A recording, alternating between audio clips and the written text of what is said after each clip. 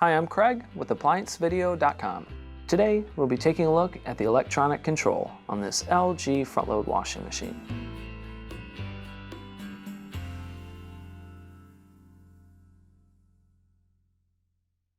Stop. Before beginning any repair, always be sure to disconnect the power to the appliance.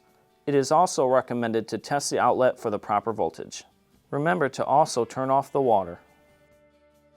There are many reasons why you'd be replacing electronic control. It may not be sending voltage for it to run, which is very common.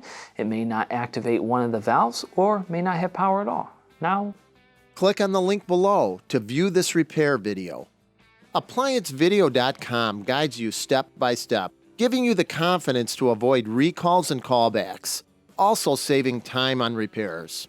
Whether you're up against an uncommon repair or the latest appliance on the market, our videos have been created with you in mind. Our growing library of videos have been produced using our factory-certified technicians who have extensive infield experience over the past 30 years. ApplianceVideo.com provides high-quality repair videos that anyone can follow, regardless of their skill level. We are here to help.